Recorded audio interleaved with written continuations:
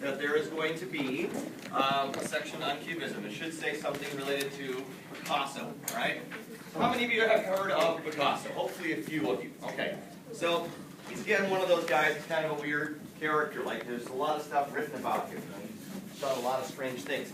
And you guys are pretty young, but a lot of people probably in this class eventually will see movies that have references to Picasso, but quite a few of them. He just shows up in various movies because he's very well known.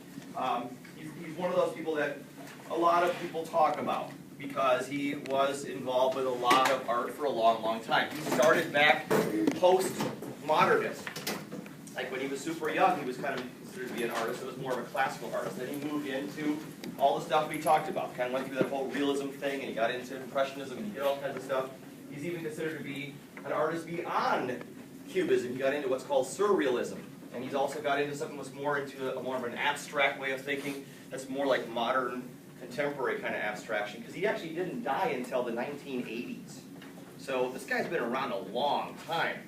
I was in college in the 80s. I mean, so keep that in mind. Picasso started way, way back in like the 19-teens, right? But he was still alive way, way, way later. So he's not only was he around a long time, which means people knew of him a long time, but he did a lot of stuff. He wasn't just like one kind of an artist.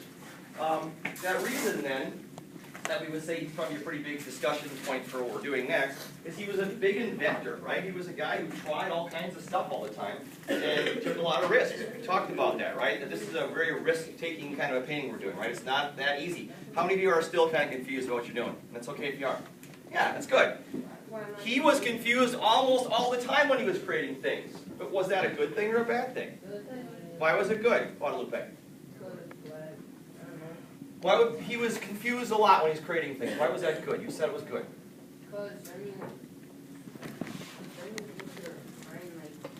Yeah, it gets his mind going. It keeps it going. You want to add something else to it, Kaylee? It helps him be more creative. What was that last part? More creative. Yeah, it pulls that creativity out. If you're always getting all the answers, right, it doesn't always work. I've said this before, but one of the things that I heard when I was younger in college, the professor said, it always stuck in my brain, was that good art raises questions instead of giving all the answers. It means you're always kind of questioning things, right? All right, so I'm going to just quickly talk about this. And again, if you want to write some of these things down because you didn't quite get them written into Cezanne, you want to look at this, and then we're going to move on to the other one. You'll see the lake. Okay, so first of all, remember Cezanne's basket of apples, right? We talked about this. Simplify shapes. Change perspective and shapes to meet his own needs, which means he changed things so he could see it his own way. Intentionally flattened shapes with outlines by ignoring natural textures. He was not that concerned about reality in this place, right? But you can see in this one, it's even more realistic, though, by far than the Van Gogh in the colors. They're not weird colors. Showed multiple viewpoints in one picture. This is big, which means you'll see it's going to happen in the next one. Okay, so I'm going to get into Picasso. I think I'll talk about George Braque a little bit. Is his name on there as well? Braque? Yeah. Okay, good.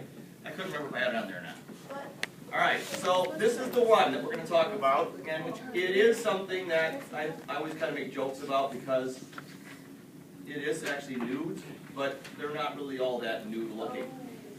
So I usually say to the class, get ready, it's really gross, here comes a painting of nudes. And everybody's like, what? Because it's not that weird, right? I am going to turn the lights down for a second and see how bad it is. It might be too dark. Let's just see what happens. Oh, can you see me, Mr. Olson, if I do that? No, you can't. I'll tell you what, we'll leave them on for a little bit. But they, meaning the art historians, usually connect this painting to being the first Cubist painting. Doesn't mean that there weren't other things that they tried, but this is the one where almost it seemed like, well, I'm on to something really new, if you are Picasso, right?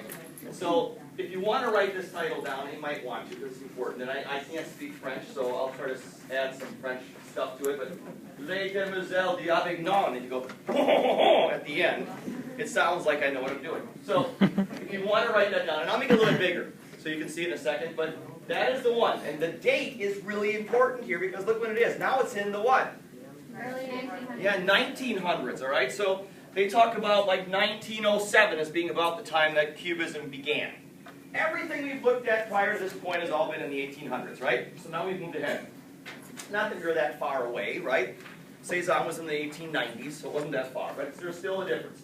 But you can see 1890s to 1907, he was kind of at the end of his career, Cezanne was. These guys are kind of in the earlier, middle part of their career. So Cezanne was an old artist.